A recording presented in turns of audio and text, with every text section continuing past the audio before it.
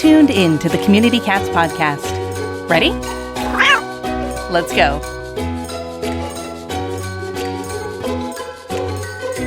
Welcome to the Community Cats podcast. I am your host, Stacy LeBaron. I've been involved helping homeless cats for over 20 years with the Merrimack River Feline Rescue Society. The goal of this podcast is to expose you to amazing people who are improving the lives of cats. I hope these interviews will help you learn how you can turn your passion for cats into action. Today, we are speaking with Jon Dunn from the Bestfriends Animal Society. He's a senior specialist of communication. Jon, welcome to the show. Hi, Stacy. This is very strange because I'm never on this side, ever. I know. We are doing an animal podcaster series here in December while we are getting ready for the holidays and everything. And I thought it would be great to interview all my best animal podcaster friends. And so, Jon, first and foremost, we know each other through the podcast, and share with our listeners, what podcast are you the host of? The Bestfriends podcast. Simple. We talked about it internally. So what do you want to call it? And I said, I don't know. How about the Bestfriends podcast? Yeah, sure. That works. So that's what it is. Bestfriends Animal Society, the Bestfriends podcast. Sounds great. You want to share a little bit with our listeners, sort of how you got into this whole animal welfare space? And in addition to the podcast, what else do you do for Bestfriends? Boy, where to begin? So I was born and raised in England. I moved to America when I was a kid. I was a teenager, and I was a pretty aimless person. You know, I didn't have a lot of friends. I moved around a lot. I had a very thick English accent. So, you know, I think like a lot of people in this movement, we identify with animals. Animals are there for us. They don't judge us. They don't bully us. So I think that's a common story, and certainly one that I identify with. So I went to school as a bad student. I flunked out of college. Is this a job interview? Because I don't think this is going very well to start. So I go to college, I flunk out, and I ended up joining the Army. I was in the United States Army, and I became a radio news journalist. How do all these things happen? Stacy, I'm telling you, we need like a 6-parter. But basically, I was a waiter. I was waiting tables at a restaurant. The staff of the first radio station came in, and I was doing my regular shtick, you know, hey, how are you? Can I get you the special today? And one of the guys said, hey, you've got a good voice. Have you ever thought about radio? And I sort of looked around and said, yeah, it's better than this. All right, let's give it a shot. So I went in. It was a news talk station. It was a locally owned, cash-strapped station, I will say. And I worked there for about a year, just learning as much as I could. And that station actually went bankrupt, and like, oh my, what am I going to do? I called the two people I knew in radio. This is in Portland, Oregon, by the way, at this time. And they were the two news directors of the two biggest news talk stations in Portland. I called one, and he said, no way would I hire you. And the other one said, sure, but you got to start over. Like, you're going to start from square one. So that's how that started. And I worked there for a couple of years and covered a story that had interest to a station in Salt Lake City. So at the end of that week, I'd done some live hits for them. And the news director called and said, hey, I think I want to hire you. Come in. Let's chat. They flew me in. The guy gave me a tour in his car like I was some sort of celebrity. It was incredible. And he was, are you interested in working here? Are you kidding? Of course. Yeah. But I played it cool. Like, well, how much you thinking? No, I lost my cool. And through that process, so this was Salt Lake City, KSL in Salt Lake City, and is a very successful company station. And so one of the things that they really kind of encouraged employees to do was to volunteer. And being an animal person, it was pretty easy choice for me, but I was also new in that community. So I reached out to somebody that I had found through a golf group, and he said, oh yeah, my wife's involved. And it was No More Homeless Pets in Utah, which today is Bestfriends Utah in Salt Lake City. So I did ambassador work for about 4 years, going to events and selling t-shirts and spreading the good word. And Julie Castle, our now CEO, who was executive director of No More Homeless Pets in Utah, had just gone back to the sanctuary in southern Utah to work and run the outreach division of Bestfriends. And we were hanging out at a fundraiser, and she said, Jon, I love you. I think you're great. Please come work for me in Kanab. And that was 14 years ago. Oh my, excellent.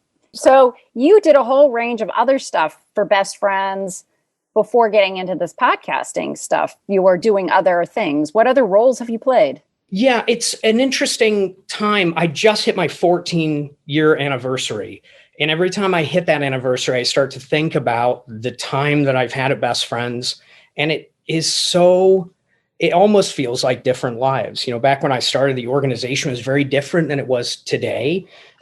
Still the same core of the organization, obviously, but our mission was more broad, I would say, than it is today. Are very focused on ending the killing of cats and dogs in shelters. So, it was, again, a big organization, but like a lot of people in nonprofits, we all wore a lot of different hats. And so I started doing some advocacy work with our Pitbull initiative and did some of that. I did, I want to say there were like 3 or 4 jobs in the first like 8 months or something, really just trying to find something I was good at. And ultimately ended up doing social media. Was really the first kind of like proper next role I had, where at that time, 2008, 9, it's really starting to take off. Facebook, now we can all have Facebook, right? If you remember that moment in time. And I just was on the side, like running the MySpace page for Best Friends and doing some stuff. And, Julie likes to tell the joke that she realized, hey, we really should actually put some resources behind this and, dedicate someone. And she sort of looked around the room and saw me and just said, well, Jon Dunn already wastes all of his day on social media anyway. So let's just give him the role. Right. So that was that. And then that led to doing web stuff, helped with the web redesign for bestfriends.org. And Stacy, what else have I done? And I did some policy work. It is really a little bit of everything. I'm other duties as a sign person, whether it's our new employee orientation or our Best Friends National Conference, I'll help with the content, those types of things. Just really whatever I'm asked to do, I'm into it. If you can use me, use me. Sounds great. So let me ask you, Jon Dunn, what is your passion around cats? I've always been a cat person. I grew up, as I said, in England, and I don't know if have you had anybody on the podcast that's from England? I have. Yep. Yeah, totally different, isn't it? The way that, people in England, and I would say Europe on the whole, but in England, in my experience, things like keeping a cat indoors, that's the cruel thing over there. When I was growing up, you wouldn't even, I don't even know that I'd ever heard those words together, keep cats indoors, It just wasn't the way that it was. But we grew up with cats my whole life. Again, it was a very dangerous life for cats outside, particularly on the road we lived in. And so we had a lot of cats when I was growing up, sad to say, but they definitely were impactful on me. And again, anybody listening to this, and I know you're one of these people, cats, I just love them. I just love cats. I have the connection with cats in a way that I don't with other animals. I see the way people have that connection with dogs. Listen, I love dogs, but they're not cats, and they never will be. And so I'm fascinated by them. I just feel very lucky to be able to share my life with cats. Since you've been in the animal welfare space for quite a few years, has your journey with regards to trap, neuter, return to field, accessibility for spay neuter services for cats, how has that changed over the years for you? Yeah, it's a good question. I never really questioned TNR as a practice that was, the right thing to do, its efficacy. Certainly over the years, if we go kind of pre, some of the studies that have come out, let's say episode for another day, maybe, certainly had a lot of conversations about the role of TNR in the overall work, where it fits. We have a lot of things to do, right? We have a lot of things in front of us, and we know that we want to end unnecessary euthanasia of pets in shelters, right? So what does that mean? If we have this pool of money that, we can grow, but ultimately we need to make those programmatic choices. Where does TNR fit? Obviously, I'm a proponent of TNR and return to field. I think in ownership, what is ownership? What is a good home for a cat? And it's funny. I don't know if this is really a good example of coming full circle, but I grew up in England and cats were outside and we didn't think anything about it. Were there hazards that came with it? Absolutely. Looking back, we could have probably helped with some of those, but I don't want my cats outside. Stacey, I'll be super real with you. I don't want my cats outside, but I also do very much believe that a cat outside isn't the worst thing. The worst thing I think we can do is just pull cats off the street indiscriminately and then rehome them, because why was that cat there, right? So that shift of even asking that question of, who does this cat belong to? Maybe it's the whole neighborhood. What does that mean? Like those types of conversations, I think I've shifted my thoughts. If you asked me 12 years ago, I don't think I would be where I am today on some of those issues, which is cats deserve to live. Leave them alone. And there's a we could talk for hours and hours and hours about that whole thought process around the cats in the community and how to decide whether a cat needs assistance, whether it should be just left there, whether it should be, TNR'd and just returned back. So there's a whole long list, and that's not even talking about the social factors within the community. What are the resources that are available? Who can afford the cost of doing it, getting the cat the help that cat needs, et cetera, et cetera, et cetera. There's so many factors in play with regards to taking care of cats, owned cats, indoor only owned cats, as well as cats out in the community.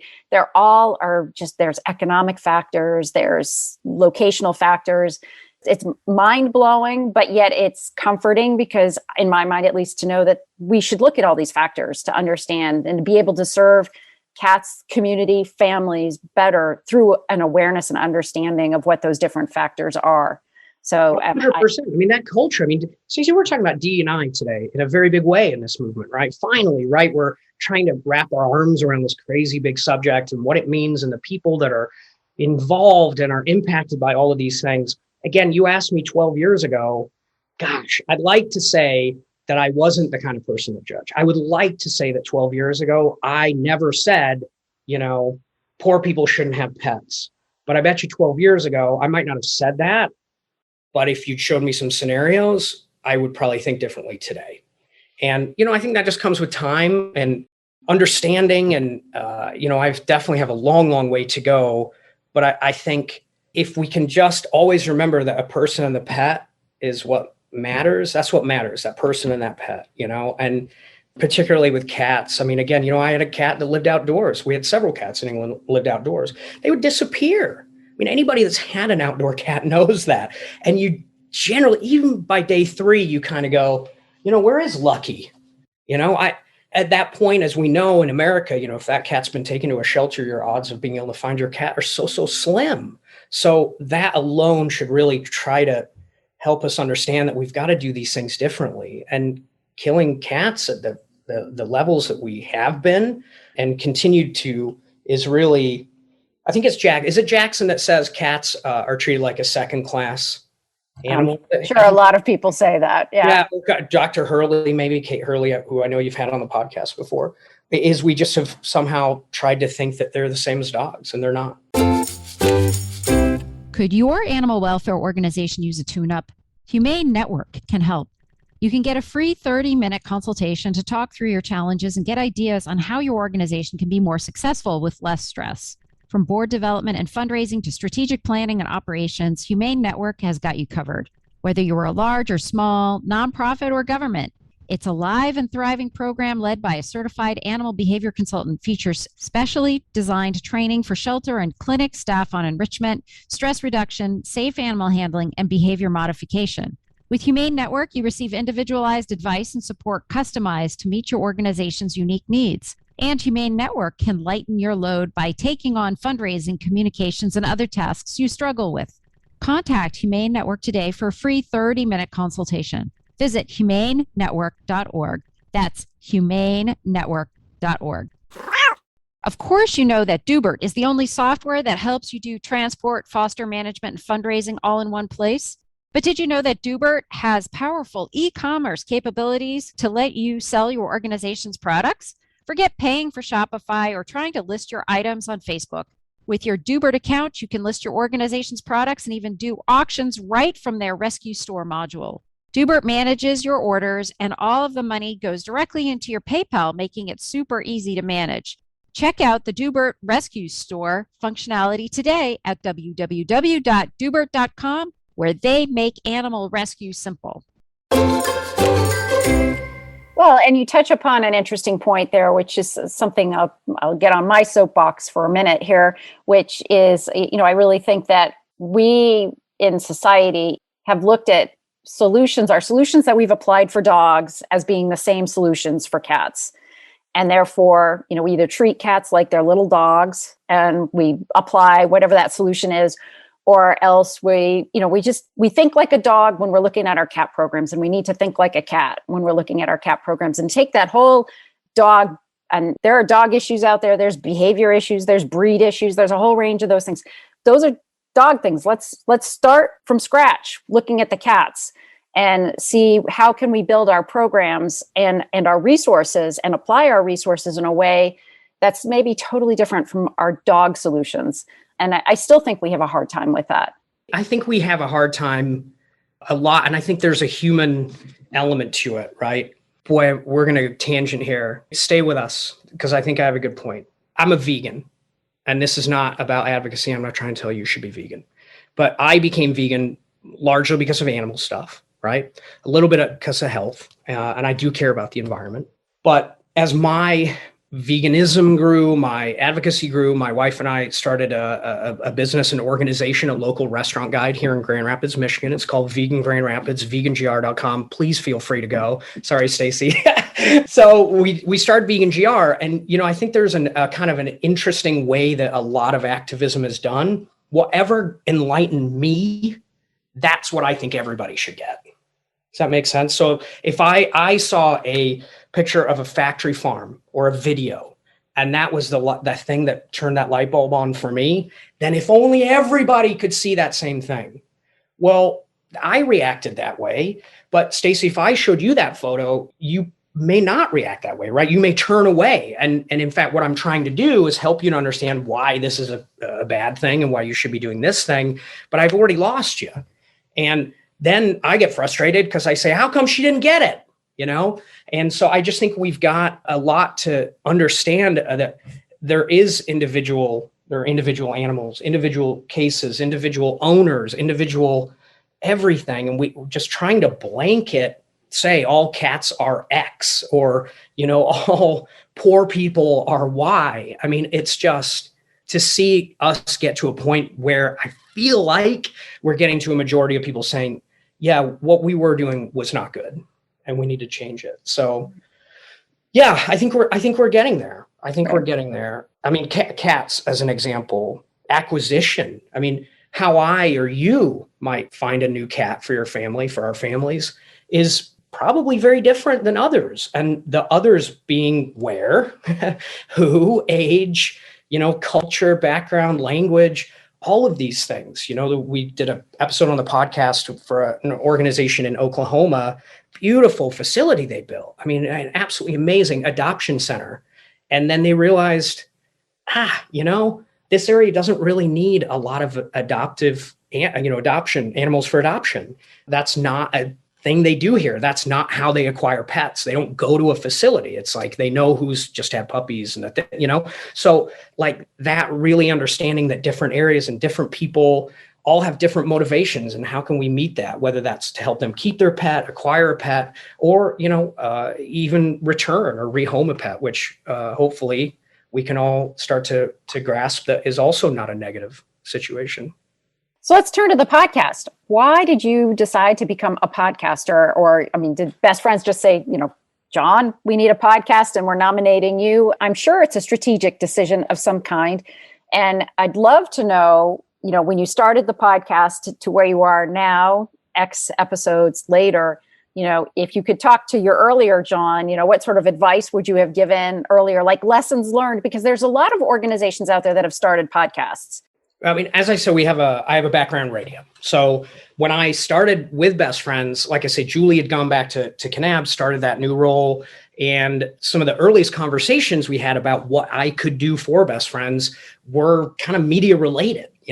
There was a couple who had done a syndicated radio show, like a kind of a Sunday thing about pets. And they were had some conversations with Best Friends about potentially turning it over. And so I think that was some of the earliest conversations, but it just never happened, And again, if you look at where podcasting probably fits in a, whether that be promotional or educational set of, offerings from an organization. Podcasting probably isn't very high on that list of priorities, which I don't think is wrong. So it just wasn't the right time, right? So now fast forward to where we are today. Now, again, I think time, resources, I think maybe, direction. And so COVID hits and it went from 0 to 60. Hey, we've always talked about doing this. Yeah, sure. Let's do it. We'll, spend a little time doing some research and come up with some topics and people and do some recording and get some episodes in the can, and that didn't happen at all. We decided we were going to do it. And I think the first episode was up like 3 weeks later. And so ever since then, and that first episode, by the way, was April 2nd of 2020. So we're just past a year now at this point. And it was very, very fast, and it continues to be fast paced. I wish that I had the structure and research and organization that you have, Stacy, for the Community Cats podcast. I'm trying to get there, but it's also part of, I think, the way that we do it and the way that I want to do it is that there is some, and this is not a slight against yours, by the way, but we're very issues based, right? Yep. We will have an episode on open adoptions or, whatever topic it may be, less person focused, more topic focused, right? Issue focused. And so sometimes that means being able to really do things that are like of the now, whatever that is, an event or a program. So as difficult as it can feel for me, at least sometimes trying to do these things, I think the show can be better off for it. So if there's an organization out there thinking about doing a podcast, what sort of advice or tips would you recommend for them? Oh, don't do a podcast. No, I'm just kidding. I'm just kidding. No, it's like anything, right?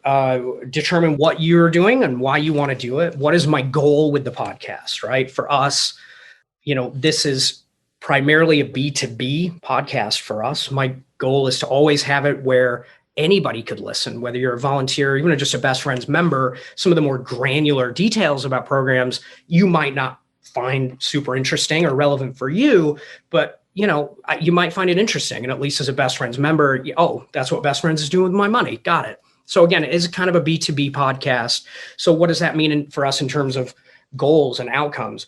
We want the podcast to play a role in life saving. So people will hear the podcast and maybe change what they're doing. I mean, I know that sounds so grandiose, doesn't it? But I mean, that somebody would say, you know what, that was an idea. And I heard from Shannon Glenn in Minneapolis or Stacy LeBaron or any of our guests and say, I heard this thing and boy, that really made me think of something differently, and how can I then help with that?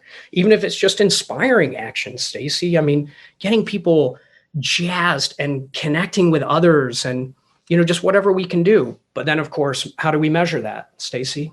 Right. I mean, we have our downloads, we have different things to see if, downloads is really the podcasting metric of the world, as well as, the amount of people who do reviews, that kind of stuff. What metrics do you use to measure your success? Well, we're doing downloads, those similar kinds of things, but, it's a very strange business. It's, we're niche. You're niche, right? We're not Joe Rogan or whoever, Ben Shapiro, these huge, The Daily, and we never will be. I don't want to be, right? So who is our audience? Well, it is this specific audience. And, we want to make sure that we're delivering things for them that they need and want. And if we're doing that, then I feel like we're going to at least be somewhere in the ballpark. And thankfully, we have heard from people, and we do hear from people on a consistent basis that they've listened to the podcast and they enjoy it. And it did help them in the work that they do. And that to me is one person a month. I get one email like that a month. It's all worth it, Right. I get those emails too, where people are like, oh, I listened to your show on blah, blah, blah, and I'm utilizing it. Or, you're really helping me understand that other people are facing the same challenges that I'm facing. And they're the great emails to get. And they're really heartwarming. And, from our standpoint, it's why we do it. And the one thing that I do really appreciate and like about your podcast, which is different from the Community Cats podcast, is you do have a quick turnover. So you are able to, so if something happens, you're actually able to probably cover it within a week or two, where if in my world with the Community Cats podcast, if something happens, I would do like a pop-up webinar. So in COVID, I did these pop-up webinars around different COVID topics and how people were handling COVID and that kind of thing. So those are a little bit of differences that we have in our podcast sort of modeling that we do. Subscribers are incredibly important to both of us, I would say. I mean, the more subscribers we have, the better off we are. So I encourage anybody listening to this to subscribe to the Best Friends podcast, as well as to my own, if you're just listening off the laptop or whatever, which is interesting. A lot of people still just listen off the feed, off the website, which is fascinating. I don't know what your statistics look like, whether they're listening, subscribers, listening off the phone or listening off a laptop. But I have a lot of, I think, folks that are just still listening just straight off the feed, off the website. Yeah, I mean, as big as podcasting is today, and it is very, very big and not getting any smaller, the listener habits, I mean, it's almost like if you're into podcasting, buddy, you're in, and then there's sort of like everybody else. It's a bit of a drug, isn't it? I mean, once you start clicking around and listening to podcasts, all of a sudden your phone is blowing up every day because 73 podcasts you're subscribed to released a new episode today. But, that downloads and the subscribers and is all important. And certainly for people outside of my department and others, it can feel impressive, at least add something to it. But I don't care if I have 1 million people listening, Stacy. I really don't, because I think that's a whole other headache. It's easy for me to say, we'll never get to 1 million people, but this is how my brain works, right? This is why I'm not a guest on stuff very often. That if I don't care if it's 1 million people, I'd rather have 100 people that are really engaged in getting something from it. And if it is just that one, right? But again, it's hard to quantify. And we do live in a world of metrics and having to, prove our worth, unfortunately. And so, yeah, podcasting is just one part of what I do. I work with our learning advancement team at Best Friends. That's the department I'm in. So all the new certification programs we have are executive learning, our management learning. So trying to, as Tawny Hammond, my boss, would say, professionalize the profession. I almost forgot that. She would have been mad at me. And so, we don't have enough people. We don't have enough people to run shelters, run organizations, to be the next podcast. People don't feel like this is a career. And even for those that get into it, staying in it is a whole other thing, right? Because I don't have the college degree or the other things that maybe my municipal government requires me to have. So that's a big part of the department's work and seeing the podcast as a tool in that kind of greater learning sense. I mean, that's really for us what it is. So folks are interested in subscribing to your podcast. How would they do that? The easiest way, bestfriends.org/podcast. That'll take you to, we have a little corner of the Network Partner website. So the Network Partner program at Best Friends, this is our coalition of, I think, about 3,500 groups these days, 3,500. That's pretty wild, isn't it? Municipal shelters, rescue organizations, spay-neuter organizations, those that are working to do what we're all doing, save lives, right? Are part of the Network Partner program, easy to sign up, easy to be a member of. That's how you get grants from us, other information. And like I say, the podcast is part of that educational suite. So you'll find us there on the Network Partner site, bestfriends.org/podcast. I love feedback, Stacy. I really do. And I appreciate you having me on, and I appreciate you telling me you enjoy it. That right there, I'm going to go to my boss and I'm going to say, see, we got the one. We're good. Can I keep doing this now? Please. No, your podcasts are great. They're well edited. They flow really well. And you do very topic oriented. And I come away from those episodes going, yeah, something to think about, and so that's really excellent. Anything else you'd like to share with our listeners today, Jon, before we close up? Just keep the thing for me with this podcast that I love. And I've done so many different roles, and not just even at Best Friends. Outside, I've started my own advocacy campaigns and organizations.